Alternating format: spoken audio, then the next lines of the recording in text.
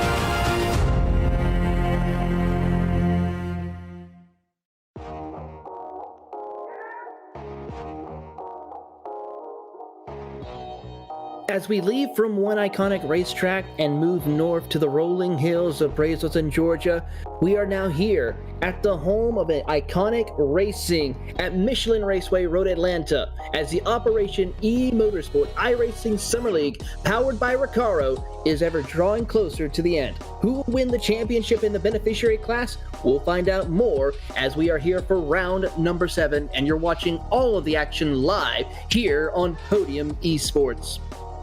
Good evening, everyone. My name is Taylor Burris. I'm joined by my colleague in the booth, Rachel Whiteford, and our producer is Ryan Bauer. Ryan is using cameras provided by the great Dougie Beard. Rachel, we are at one of the most iconic circuits here in the Southeast, Michelin Raceway Road, Atlanta, home of Petit Le Mans. A lot of great racing history has been held at this circuit, and we are here with Operation Motorsports to see some virtual great racing action here tonight. What can we learn about this wonderful track? Absolutely are, of course, and we're running the Grand Prix layout tonight, which is 2.54 miles in length, which is the full course here at Road Atlanta. It's 12 turns and opened in 1970. It's recognized as one of the finest road circuits in all of North America. It's located less than an hour north of downtown Atlanta, and it hosts several major events during the year, including, we mentioned, the Petit Le Mans, which is a 12-hour race, the Drift Atlanta event, and the HSR Mitty Vintage Classic. Also, Moto America Superbike, and loads of other things. So, in 2019 as well, Michelin Raceway Road Atlanta opened its award-winning Michelin Tower, which is a huge 45,000 square foot structure overlooking the start-finish line, which is a huge event space for them. I'm sure we'll find out more about what they get up to throughout the year in our interview coming up soon. But it is a great facility that's not just there for racing, but for other stuff too. Yeah, and as we take a look at the schedule here, we have only one more race. It won't be next Tuesday night. It'll be the following Tuesday night. We'll cap off the season at Watkins Glen. But of course, we cannot forget another special event that'll be happening on this Sunday here. Of course, the Operation eMotorsport's benefit 4 hours of the Glen. As, of course, Mad Sim Racing and Operation Motorsports have come together to make a special event race the day after 9/11 on September 12th with the GT3 cars and GT4 cars. Make sure to tune in on Sunday at 2 p.m. as we get ready for that event, Rachel. But right now, we have a special guest joining us here today. He is the Senior Business Development Manager for Michelin Raceway Road Atlanta, Casey Walsh. Good evening, Casey. How are you today? Hey, Ryan, not too bad. How are you doing? Oh, who is this? Sorry. This is Taylor here with us. Oh, hey, Taylor. Sorry, I'm looking at all the list of names here. I'm not very familiar with this app, but okay, cool. Hey, Taylor. Nice to meet you. Nice to meet you as well, Casey. And of course, we want to say welcome to this event.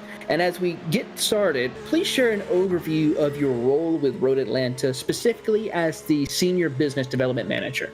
Yeah, sure. So I oversee all of our customer relationships as well as any business development needs. Really just kind of seeing those contracts out as well as signing them. So we all at Michelin Raceway, we all have our hands in the pot a little bit, especially coming closer to event time. We're a very small staff that runs a very large event, or actually group of events. So everyone kind of does a little bit of the same thing, but those are my main roles. Oh, well, that's wonderful. And please provide a brief overview of Road Atlanta's history, to include, of course, any amazing facts regarding this wonderful circuit. Yeah, sure thing. So Michelin Raceway is a 2.5-mile track, 12 turns. We were acquired by NASCAR in 2012.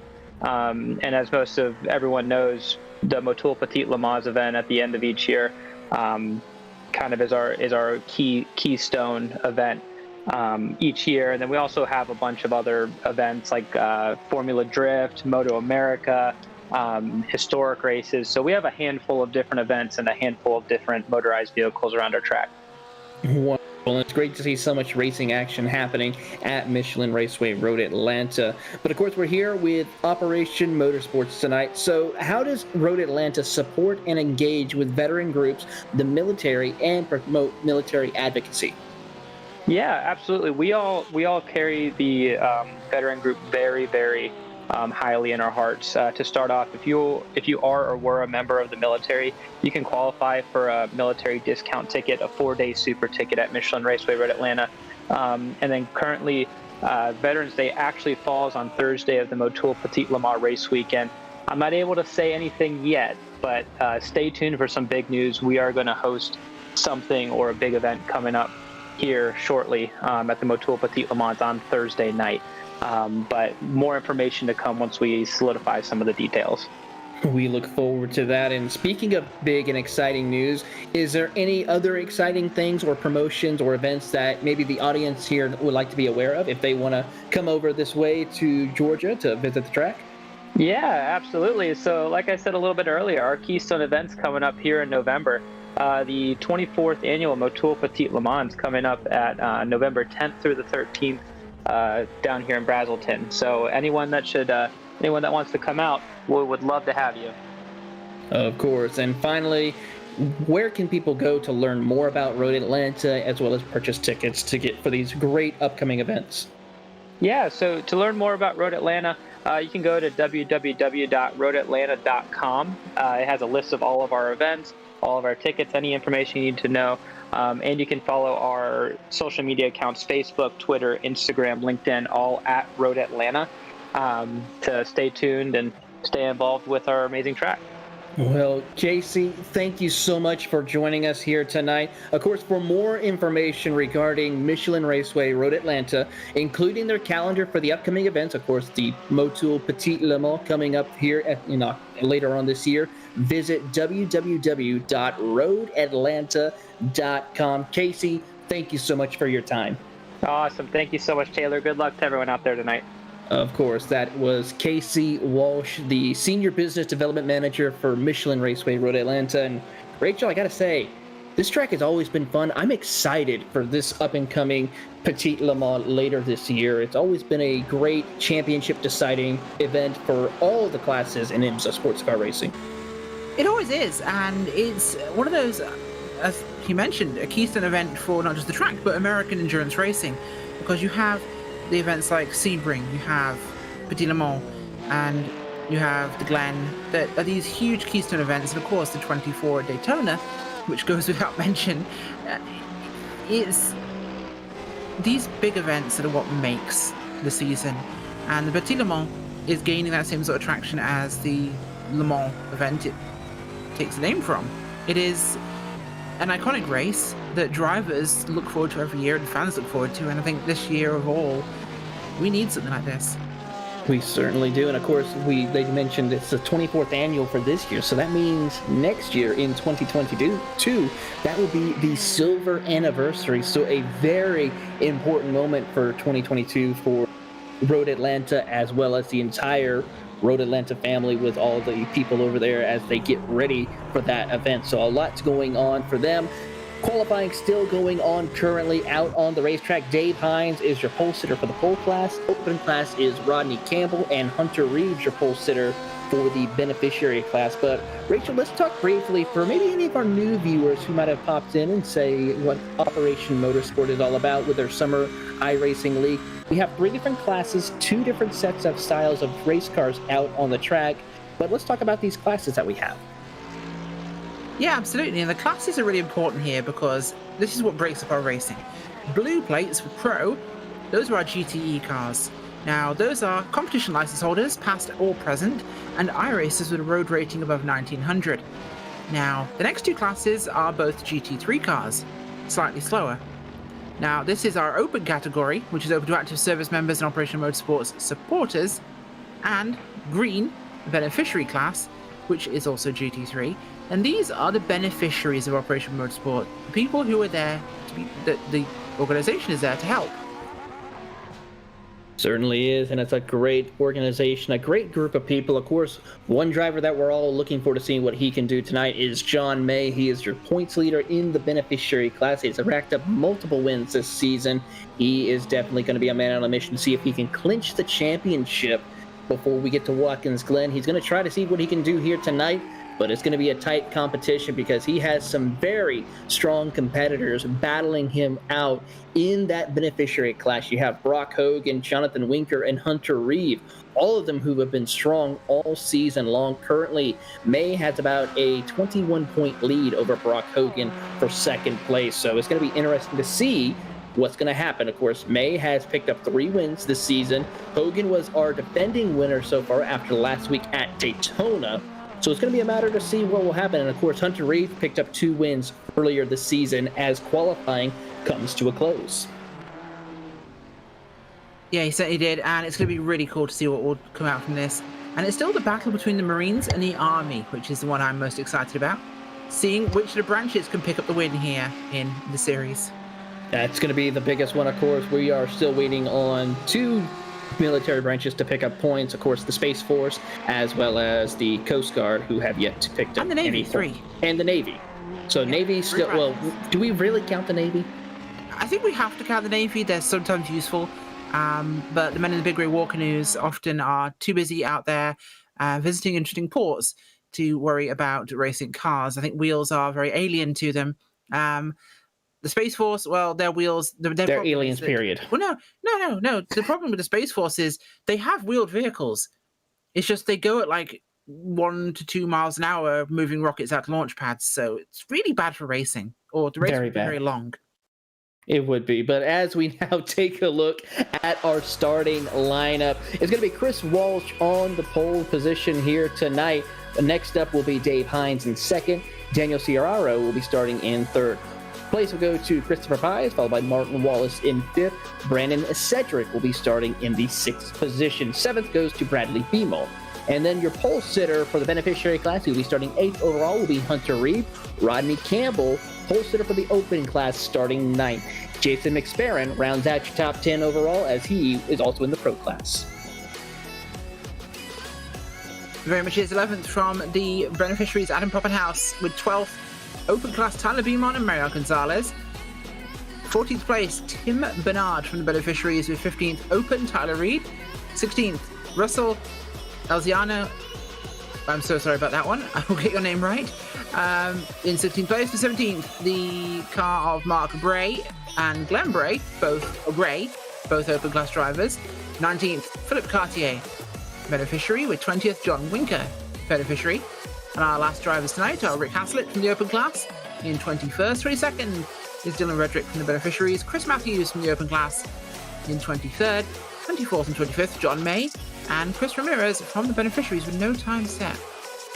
It's going to be an interesting night for John May to see what he can do as he works his way up through the field. Field's going to be lined up behind the iRacing Porsche pace car. It'll give them one lap to get around this circuit to get the cars warmed up. But for those of you who are wondering what type of cars you see out there on the class, for those in the GTE spec, you'll see the Porsche 911 RSR, the Ferrari 488 GTE, the Chevrolet Corvette C8R, and then I don't see one out on the track, but there could be one, the BMW M8 GTE car. And then in the GT3 class, you have the Mercedes AMG GT3, Porsche 911 GT3R, the Lamborghini Huracan, along with the Ferrari 488, and then finally the BMW M4. So a lot of great different manufacturers represented tonight. Yeah, they really are. We look forward to seeing that on the track. And it is a pretty long pace lap, but it's also a great look at how this lap actually works. This first section here, the S's, this is a big deciding section. It certainly is, Rachel. It's going to provide a lot of great opportunities for drivers to make mistakes, drivers to capitalize on drivers' mistakes, and even maybe some interesting passes, especially when coming out of turn number 5 here, when they work their way out down through the S's. Then you have a little bit of 2 different corners, turn 6 and 7, and then you have the long back straightaway leading up to turn 10A, 10B. That tricky S's provides some great historical racing action all throughout the years that it's been racing here. And then, of course, you have the rundown through turn 11 and 12. Yeah, it makes for a very varied lap. I think that's why Road Atlanta is such an exciting race to watch, is because you have the tight twisty, you have the straight and flat, you've got the big braking zones. It really adds up to becoming an incredibly varied race circuit. Certainly is. As we have just received breaking news, Brock Hogan did not enter tonight's race, so that's going to be a very interesting situation, as he's the only driver currently within a decent shot of taking the fight to our points leader, John May. Rachel, how big of the implication could that be, not just for John May with the winning the championship in beneficiary class, but also the rest of the competition? I think it could be a huge one, but, you know, real life comes first. It'll be one of those factors sometimes in esports racing. It certainly is. As the field works down the long back straightaway, there is a turn number 9 in this straightaway, which you'll see coming up here momentarily. But Rachel, a great opportunity for drivers to draft behind your competitors, get slingshot around them, and maybe try to outbrake them going into turn 10. It really is a good opportunity. It's a brave one. Start-finish line at the inside is a good place normally, and dragging out of turn 11 is probably the best place to pass people, but you can do it in the braking zone. You just got to have a lot of bravery. Certainly do. As there you see turn number 10 coming up. There they will go down the hill before climbing back up the hill underneath the factory bridge before working their way through turns 11 and 12. Pace car is leading their way through here for the final time at slow pace speed, getting them up to speed here as the pace car will peel left. Now, the cars, stars and heroes here of Operation eMotorsport's takeoff underway, and we have great racing action up in the pro class. Dave Hines immediately gets away, but Chris Walsh and Christopher Pies are in hot pursuit. Walsh will look to the inside. Contact is made between them. Dave Hines goes up through the grass. He is able to save it and continue on his way. That will give the race lead over to Christopher Pies as they work down through the S's. Gotta say, Hines actually came across in the entry to the corner there, so that's what set that up. And unfortunately will have cost him there, but behind him is Campbell with Reeve out front in your GT3 field, which is huge because Reeve is looking for another win here.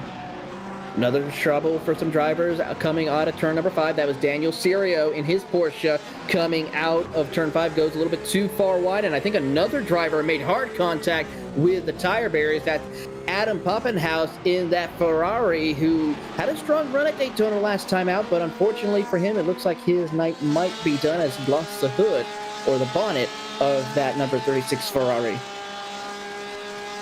Yeah, that's unfortunate, but this is what happens in racing. Keep my eyes on John May, though. He's currently up in 13th place. I think we had a little bit of an issue on timing and scoring there, because it showed him all the way at the back, and he is definitely not. But he is currently sitting third of our beneficiary drivers, Reeve, Poppenhaus, and then May. So he's in a good place to attack. He's between them, and you've got Gonzalez ahead of him, and Campbell. Those two have been fighting for the season. So it's the usual suspects out front in the GT3 field. And we'll have to see how this one evolves, but we've got some action just ahead of them as we start to see some real traction moving into turn 1.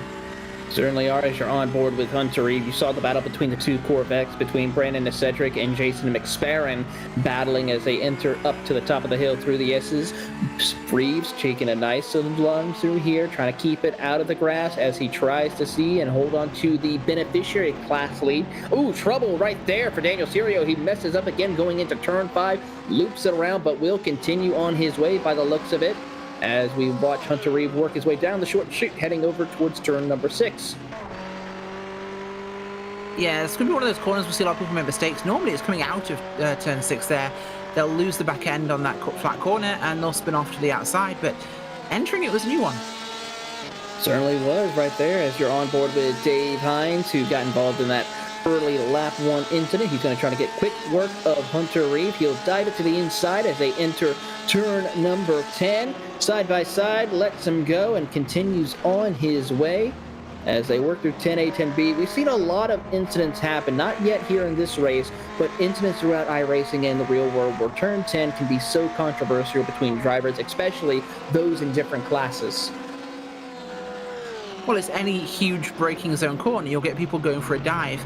And yeah, they can be controversial at times. It's not great, but it's just how it goes. People will try and dive it in there and it will bite you. It certainly will, as you're on board with your points leader in the beneficiary class, John May. He currently sits second in the beneficiary class. Takes a little bit of a bobble right there as he goes over the curbing. And as he works his way down through the S's, has a nice clear run through here. He currently has about a second advantage over John Winker, who's third in the beneficiary class, 6 in the GT3 class, as they come up to the top of the hill and work their way down through towards turn 7 and 8. A great run for him.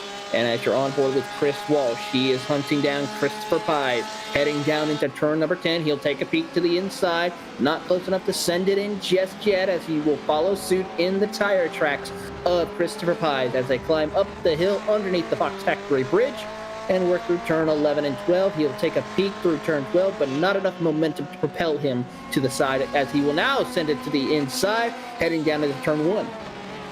Yeah, it's the other opportunity, really. It's that momentum built from that drop down under the bridge across the start-finish line. You'll have that chance to make it work here, but side by side there across the crest is brave. It's hard to say without really seeing the driver's eye view there of just how blind that corner is, because you have to crest and then turn in. It makes it really much a corner of faith and practice, and these guys sequenced it well.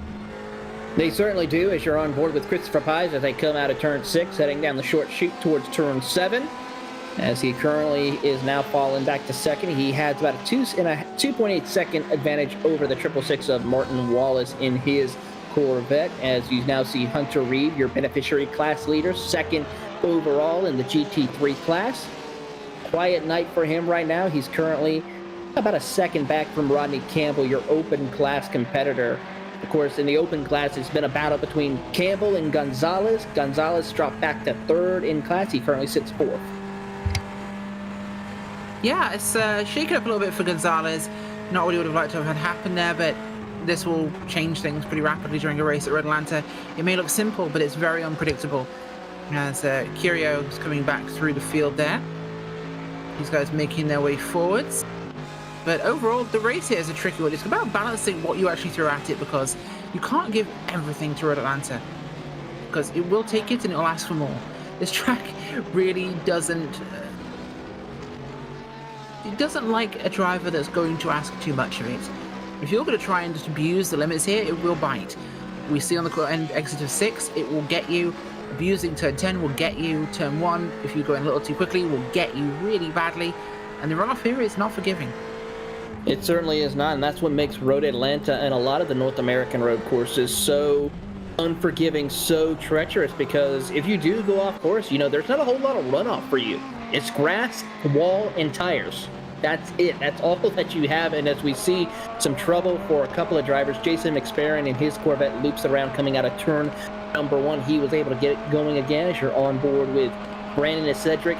That's what just makes some of these tracks so difficult, and why a lot of professional drivers as well as amateur drivers like coming to tracks such as Michelin Raceway Road Atlanta, because of the difficulty as well as the excitement of racing at a track like this. I think that's the big thing. People don't want risk without reward, without risk. And you've got to have some sort of risk inherent into the track being tough to tame to enjoy it, because racing in the car is fine. But racing in the car on a track that can also bite you is so much more rewarding. When you can find that speed and take every inch of the limit and still beat somebody, it's a huge, huge thing for the driver. It certainly is, and as you're on board right now with Hunter Reeve, of course, this race here with what we're talking about, of course, with this race that we're watching, but of course, Petite Le Mans, which is coming up, of course, was founded in 1998 by the late, great Don Paynas, who formed this idea, was part of the IMSA schedule back in 98 before becoming part of the American Le Mans series in 1999. And of course, so many historical moments you can think of. Probably the Porsche GT1 that ends up having an incident coming out of turn number 8, heading down that long back straightaway. Of course, the first winners was, of course, the Doyle Reese Racing Ferrari back in 98. And of course, we can't forget so many other historical moments that we've seen at this circuit. No, it's had some phenomenal moments, and this track has been, it's a huge part of testing too. This is something that's not as glamorous to talk about, but this is a track that a lot of people come to test, and it's hosted testing since the 1970s of street cars, of race cars, and it really does provide something that people can bench their car against. Fun fact, a lot of NASCAR drivers actually come to this track to do most of their road course testing for their NASCAR trucks, Xfinity, and Cup cars, and in fact, the NASCAR Xfinity Series did come here for a brief moment in history, I believe back in the 1980s and early 90s. I can see it being great for testing because it has such a variety of corners that really reflect other tracks and parts of tracks around the US. The first segment is very flowy in the elevation changes, which has got some inklings towards Sonoma. You've got the sharper corners and the long straights, which give you some Watkins Glen testing. There's some Mid-Ohio-y parts, there's some Canadian Tire Motorsport Park bits. It's very analogous to a lot of places. Certainly is, and that's just what makes this track so amazing, and it's got a mix of everything that drivers love when it comes to a flowing roller coaster-esque race course such as Michelin Raceway Road Atlanta. You're on board with Tyler Beamone, who sits second in the open class, third overall in the GT3 cars in his BMW M4. Definitely trying to hunt down Hunter Reeve to get around him quickly to go challenge for the open class lead of Rodney Campbell.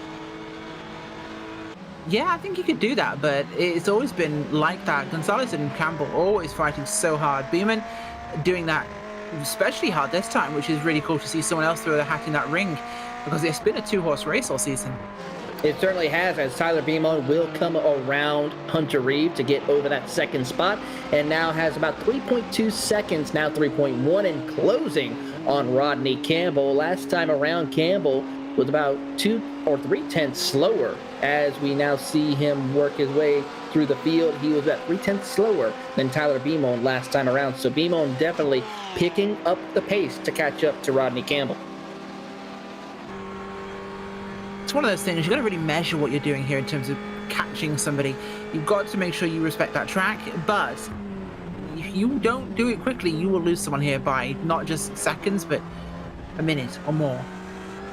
Certainly, it can be a big situation as you're on board with Christopher Pies in his Ferrari, chasing down Christopher Walsh. Of course, Christopher Pies will be getting ready to compete for another PCA championship in not too distant future, as PCA Series 7 will be kicking off later on this year. So a lot of great anticipation for him, but he's currently having a little fun out in the Ferrari right now, chasing down Chris Walsh as John May still sits in second place in the beneficiary class. He's just taking his time, just trying to get a layup, just survive the race here, be there at the end, and maybe have a shot to go against Hunter Reed for the race win late in the race tonight. Or if he wants to, he can, but he's in a great points position where he talked last time about playing the tactical race. And I think that's what he needs to do now. It's about defending the points, not necessarily trying to bite for every single one. Certainly is, as we watch them work their way through turn one. Turn one also, Rachel, is a very interesting corner. You got to be so careful, as you can easily carry too much speed, go a little bit too tail happy, and send the car right up into the tire barriers. And especially if it happened on the opening lap, like what we saw happen to Dave Hines, it could just ruin your race in a heartbeat, as you see Chris Matthews in the open class work his way up to the top of the hill. Yeah, it really can, and it's a long lap to have that happen on. The lap time is pretty short, but the track itself, you lose time here, you'll be gone in no time. Driving around it is fast, being turned around on it is getting the speed here, because there's so many sections where you need to be carrying speed onto it to really make that time. If you lose that speed, you are in a really bad zone. You certainly are, as we watch the field work their way through 10A and 10B. There you see Beamon, Reeve, and then you see one of the Corvettes. If I remember, that looks like be Jace McSparron, and then Gonzalez right behind him in the Mercedes. So about 4 different manufacturers, 2 different styles of race cars, and about 3 classes right there in that one shot. As they rocket down the front straightaway heading into turn 1, you're on board with the Mercedes of John May. As he works his way through turn 1, the points leader still holding strong in 5th place in the GT3 class overall, and sits, of course, still 2nd in the beneficiary class, as Dave Hines is on a mission trying to get back up to the front of the field. He's chasing down some lap traffic and sets his sights on the rest of the field. Martin Wallace is his next target in the 666. Yeah, it was a silly mistake, really, on lap 1, turn 1. You don't press that hard that early. I mean, he wants to try and get that early lead position, snuggle it in during the run through the S's, but he just came in a little too close, and it bounced him, and I think he's already cursed himself since then.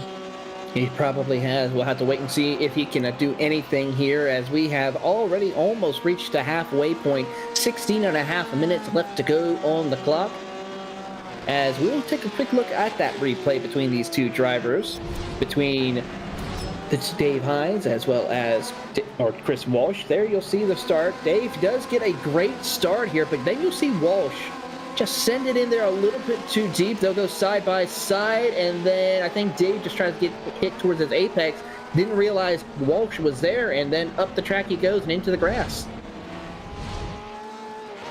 Yeah, you can't expect where someone's going to be. You've got to try and keep your eyes and ears out. It's really tricky to get into that mindset of leave the door open if you're not sure, because it will cost you, not them. It certainly will, Rachel, as we see that happening for Dave Hines. He had to drop all the way back outside the top 10, claw his way back to 4th position, but that just shows the speed and talent that he has. But Chris Walsh, Christopher Pies are also being very strong indeed in their race running so far all throughout the season, as there you see our class leaders working their way through. Hunter Reed, you saw Rodney Campbell a moment ago, as you're on board with Christopher Pies down through the S's. Let's take a look at this right quick of how much you are going down and how much concentration you need right here. Great job of... Yeah, sorry. It's really about focusing down there. And the car positioning is absolutely everything, because once you go around traffic, this track becomes 10 times harder. It certainly is. And as they work through this section here of turns 7 and 8, and as you see our beneficiary class leader work his way to complete another lap, we will let you enjoy the sights and sounds here as we go side by side. You're watching the Operation eMotorsports iRacing Summer League powered by Recaro.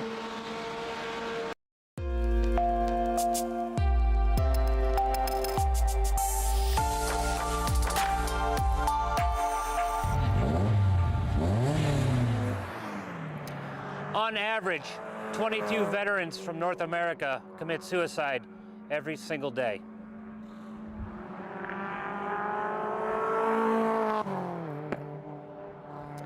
That's one veteran for every second of this video.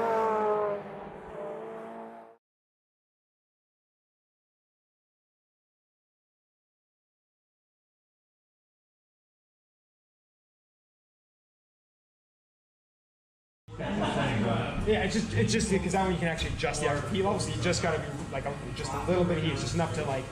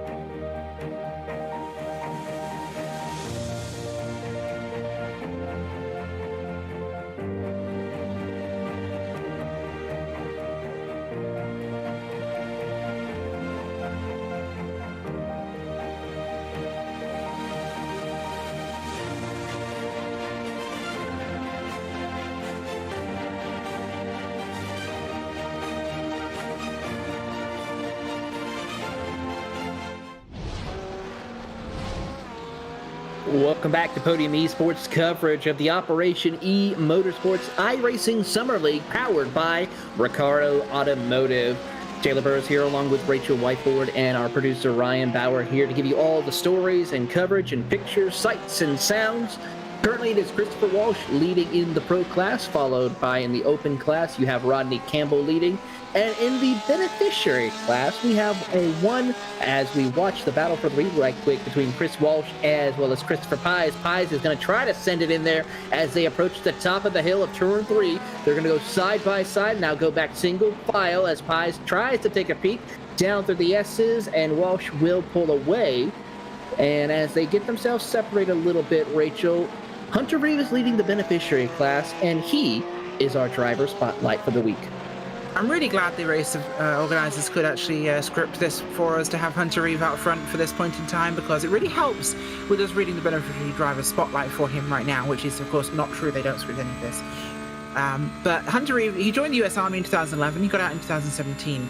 He served just over 6 years, and during that time he ended up going to Korea with the US military. He's heading back to school, currently working part-time. Outside of his love for racing, both watching, using a sim, doing things in real life when he can, he enjoys fishing, reading, biking. He's married to a wonderful wife, Tamara, who so graciously puts up with his hobbies, and they have a dog and a cat. So 2 kids.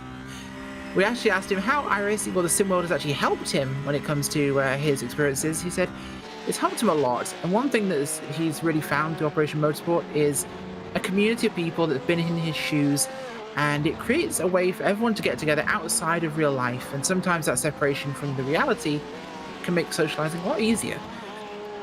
The other thing he went through is some unrelated health. The other thing that he went through was some health issues unrelated to his injuries from his time in the military, and a big hurdle he had to get over was the mental toll it took on him. iRacing and Operation Motorsport was something he could intensely concentrate on and forget his situation. So a huge help for that.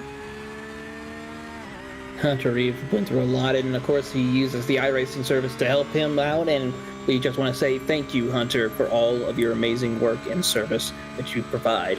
As we see him currently still your race leader in the beneficiary class. He did get passed by Tyler Beamon a couple of laps ago. Christopher Pies has fallen back to Chris Walsh a little bit. It's about 0.7 of a second separating your top two in the pro class. Martin Wallace, though, is under heavy pressure from Dave Hines, who is trying to catch him to move back into the podium positions here tonight. But with 8 minutes left to go, I think it's safe to say that it's going to be a tall order for Dave Hines to catch up to the two Chris's for the pro class win.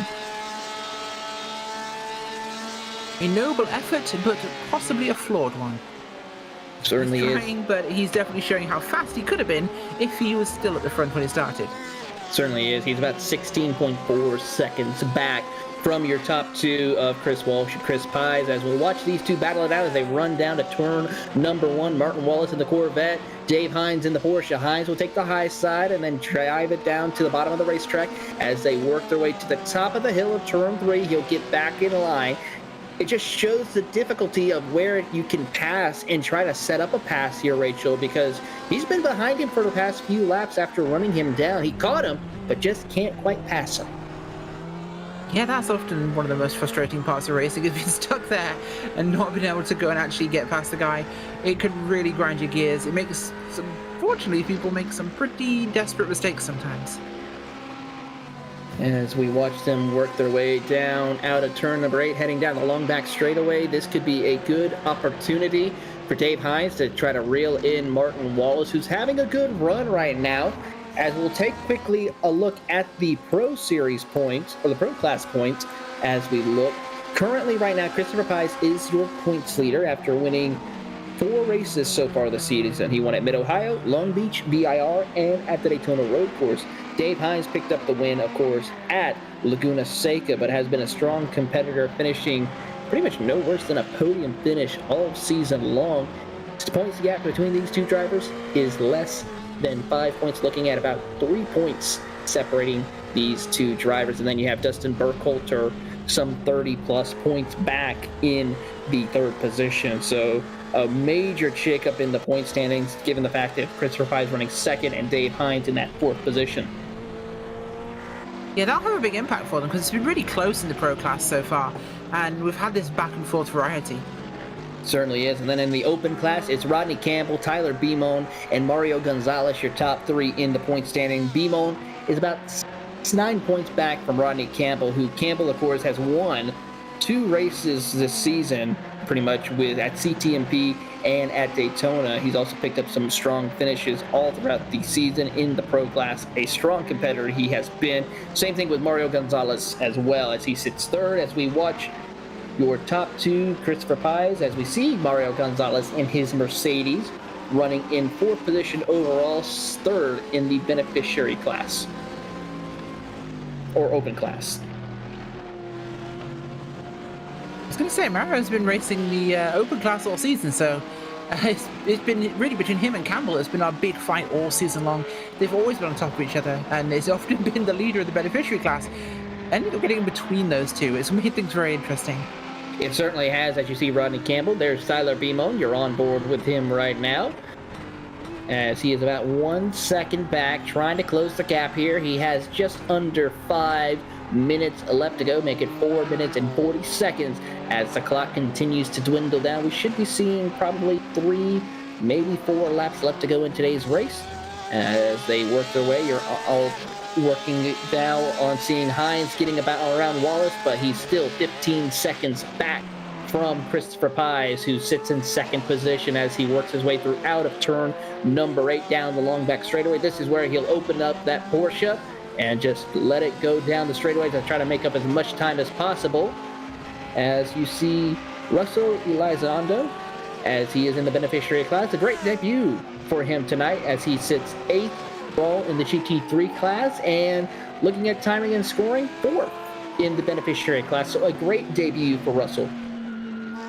He shows a real speed. I look forward to seeing what he can do in the upcoming races we've got, but it's been a huge one for him. And honestly, I want to say this has been a big testament by Hines in how much he can push forward here. He may not catch them, but man, he proved he could have been the winner by a mile with this run. Elizondo has been doing a great job at his first run out here. Impressive to put it up in 4th already. Certainly is. Hines, speaking of that testament of his speed, he's 1 second faster than Chris Walsh right now as the clock continues to wind down. 3 minutes, 15 seconds left to go.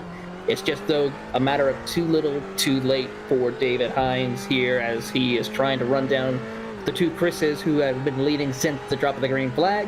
Asher on board with Pies, and here is Rodney Campbell and Tyler Beamon. This year a battle for the open class, so this is going to get exciting as the clock continues to wind down.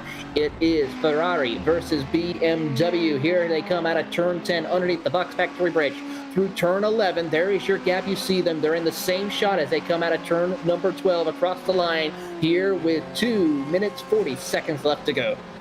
It's getting very tight now for these guys, but has he got time to do it? It's going to be maybe 2 laps, I think, looking at the numbers, and the gap's coming down super fast. In fact, there's a slow GTE car ahead of them that could be a pick if played right. Certainly can be played right indeed, Rachel, as we watched last time around. Rodney Campbell a 121.8 compared to Tyler's 127.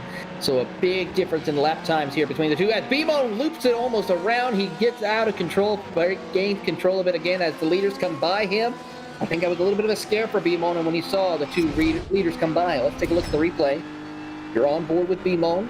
And I think Christopher Walsh just sent it in there coming out of turn 5 a little bit. Nope, he hits the curbing a little too much and loops it almost, but big time save right there. Yeah, one of those really awkward ones where you're pushing so hard, you just it just slips slightly, and it just... I feel for him. It's really tough, but right now, the important thing we're looking at here is May catching Reeve. This could be something here. May and Winker.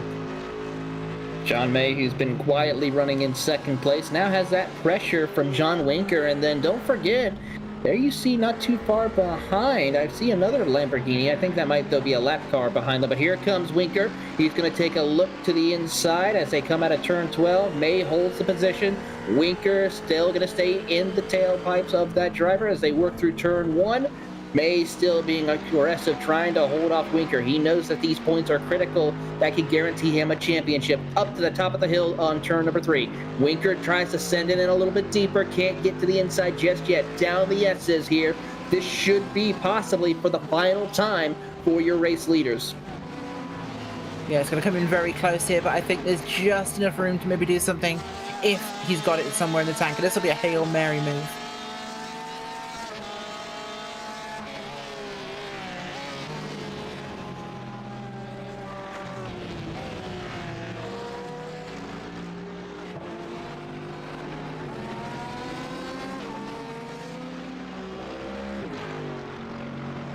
May goes wide. That will drop him back behind John Winker here as May made that small mistake, a very costly one for him as he will drop back to 3rd. There goes the Resilience Racing driver Ferrari of John Winker into 2nd place. Little mistakes are exactly what will cost you in this, and it comes that low down as the white flag will fly. Chris Walsh and Chris Pies coming across to start their lap now, their last lap here. And it is very, very, very close, but it's not going to be close enough for anything to really change up there. But we are more interested, of course, in Campbell and Beamon. Beamon made a mistake. He's dropped back quite a bit. Campbell has open sights here. Reeve is also looking pretty clean right now. He has got a good gap here, Taylor, to Winker, who just got past May, as you mentioned, but May is still in a comfortable 3rd. He certainly is, and for those of you who want to know the difference between Hunter Reeve and John Winker, it's about 5 seconds separating the two drivers right now. So as we see some lap traffic or some lead lap cars work their way around John Winker, they will continue on to do battle. But here comes Chris Walsh down the back straightaway for the final time, approaching turn 10 as he is in clear sailings, 4.7 seconds ahead through turn 10A and 10B for the final time. Underneath the Fox Factory Bridge, he claimed victory here at Road Atlanta here, as we are now at the penultimate round to a close. As he will come across the line, Christopher Walsh wins your Pro Class. Here comes Rodney Campbell in your Open Class category in the Ferrari. He will win once again in the Open Class. We are now waiting for our driver spotlight, Hunter Reeve, as he will take home the checker flag in the Porsche in the beneficiary class. A strong performance for Hunter Reeve tonight. Oh, a huge performance for Hunter. And, well, another victory chalked up for the Army. And I don't see the Space Force anywhere in town. Not here, at least. Not in Atlanta. No, not in Atlanta at all. We may see them maybe pop up at Watkins Glen. Who knows? I mean, I think they launched some things. They may launch something. I don't know. So, maybe but Sandy rockets in Virginia. They Is that do. close enough? That's the closest I think we can get, possibly. I mean, they missed their shot when they were in Daytona. No, very much did, of course. But a busy race tonight, but we had some great running and some interesting kind of hectic moments. But I think it's time for results. It is time for the results, Rachel, as we see Christopher Walsh, your race winner in the Pro Class. He was followed by Chris Pies and Dave Hines in second and third. Brandon Cedric and Bradley Beamon will round out your top 5. Then it is Martin Wallace and Daniel Serio, 6th and 7th position. Daniel, the last car on the lead lap. Rodney Campbell, your winner in the Open Class, followed by Tyler Beamon in the BMW, 9th position, 2nd in class. Jason McSparron will round out your top 10. P11 tonight is Hunter Reeve, our winner in the beneficiary class, with Mario Gonzalez from the Open Class in 12th. 13th is second in the beneficiaries, John Winker, with third from the beneficiaries, John May, in 14th overall. Behind them, 15th place, Chris Matthews from Open, Russell Alessandro from beneficiaries in 16th, with 17th Mark Bray, Tim Bernard from the beneficiaries in 18th, 19th Glenn Gray from the Open Class, 20th Philip Cartier, the beneficiary class, and 21st, Adam Poppenhaus from the beneficiaries, with Rick Haslett and Tyler Reed from the Open Class in 22nd and 23rd, and 24th and 25th is Dylan Redrick and Chris Ramirez, who I'm pretty sure once again Chris joined the session when he shouldn't have done. Wrist slap.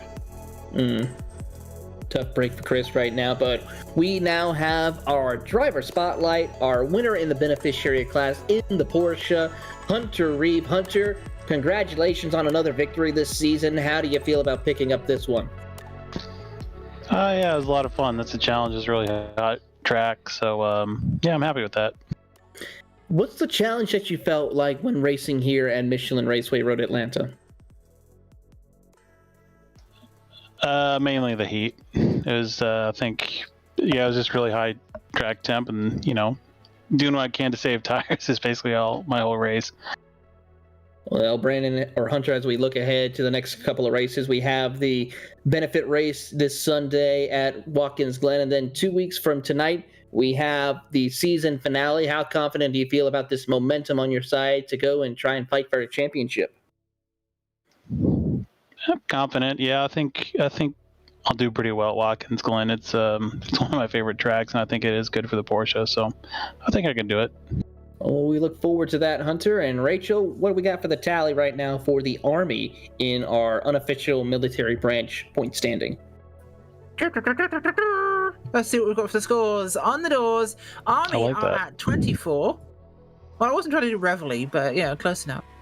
Army is 24 points currently over the Marines, presently on 13, but that will change as we get some more people through here. But Army, a convincing lead, almost double any other branch. Very good start or finish up for you guys for the season. We look forward to seeing what you guys can do later on at Watkins Glen. That is Hunter Reeve, your beneficiary class winner here tonight, as Rachel has caught up with John Winker. I have indeed. John Winker, also of the Army. great race tonight. Tricky circuit here, and a late pass on May to get you that second place. How's it feel? It feels good. It would have been nice to continue battling with May, but I think that pro driver got his attention, and I took advantage of that opportunity. So, very much so. Just tell us a little about the track conditions here. We know the high temperatures, but just Road Atlanta in general. What's it like to drive?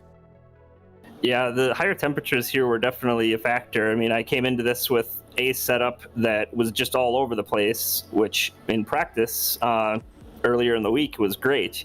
So I ended up switching to a different setup right actually after qual, and ended up driving with that.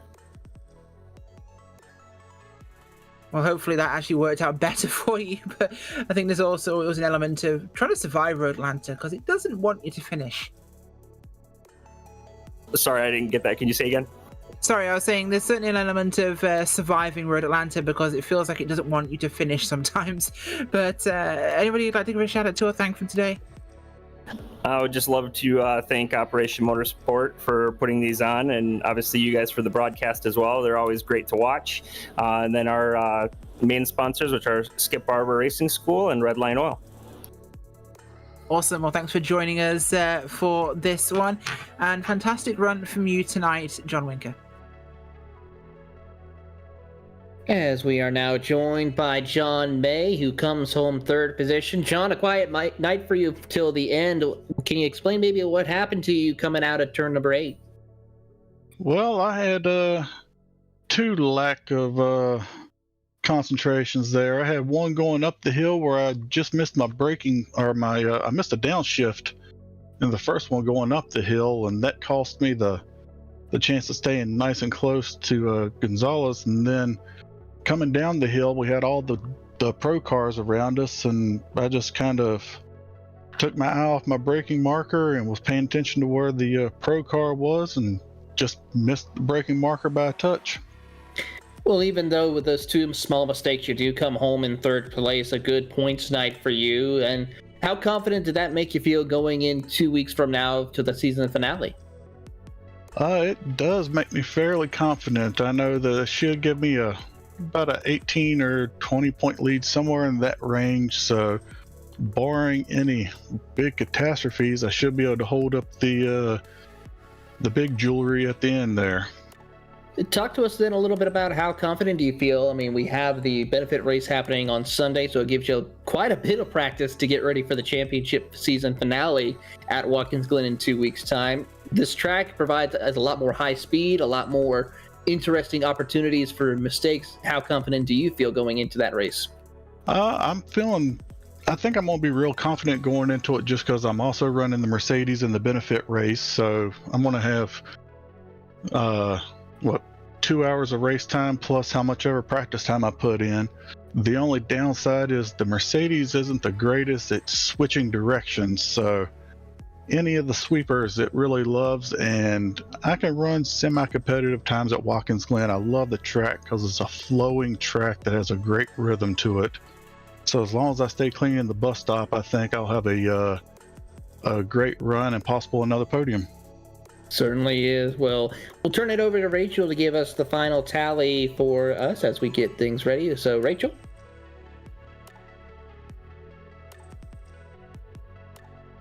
Just doing a little bit of tallying up there. You'll give me a second, but current tally for the night is Army 26, Marines 14, pretty much all exclusively provided by John May here, so big bonus points to him there. Air Force have 1, the Navy still have a life ring, and the Space Force, well, their score has dropped even further. They're now minus 45. Tough break for the Space Force indeed, but a strong run, of course, for the Marines, thanks to John May's just pretty much dominant performance season, along with podium after podium. John, we thank you, and we look forward to seeing you at the next 2 races. All right, thank y'all guys, and again, thank you for what you do for Podium, and thank you what you do for us here at Operation Motorsport. Of course, that is John May coming home and rounding out the podium here tonight, Rachel, but we got a lot to look forward to. I mean, We're going to be coming back this weekend for the benefit race at Watkins Glen, and then we crown ourselves champions on 2 weeks from now on the 21st of September. So do you remember? Wrong date, but yes. No, it's the 21st of September. Is that the song? It is the song. Yes. Oh. Oh. I don't think you remember. We have Bonfire Night on the 5th of September. No, it's November. I get confused. What's the date? When is it? What year is this? Well, it's 2021, and it's going to be on September 21st. Really? Still? Yeah, it still is. So, but hey, that just means we get to see the great championship finale for the Operation eMotorsports event. Of course, before we go, we have to give a big thank you to some great organizations and companies. First, starting off with Recaro. Whether it's on the track or iRacing, Recaro Automotive is all about making the driving safer, comfortable, and more controlled.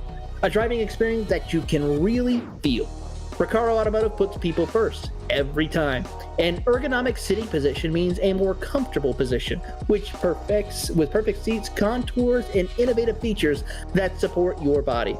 Recaro Automotive makes driving fun, be it on the track or on the racetrack.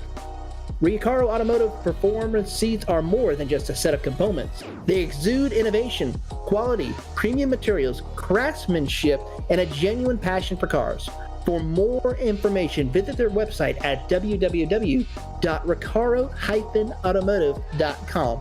Recaro Automotive is a proud partner to support Operation eMotorsport iRacing.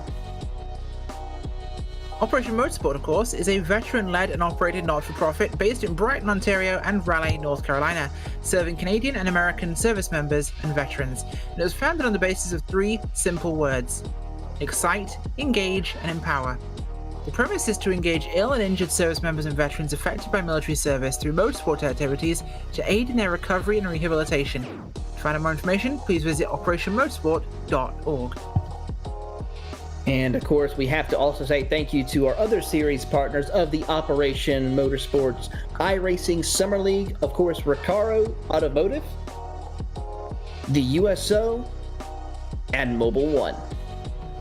For Jason Leach and Diesel Lauder and the entire Operation Motorsports team, for James Pike, Cisco Scaramuza, Gary Sexton, and John Theodore, Podium Esports, for our producer tonight and my colleague in the booth, Rachel Whiteford, I am Taylor Burris. Thank you so much for watching tonight's broadcast of the Operation eMotorsports iRacing Summer League, powered by Recaro Automotive.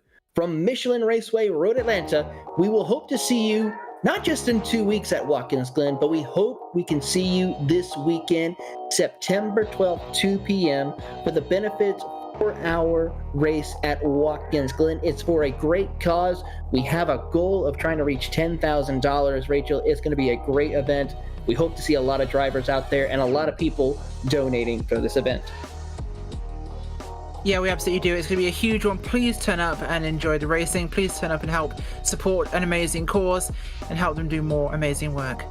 We certainly agree. And with that, you'd say good night. Good night.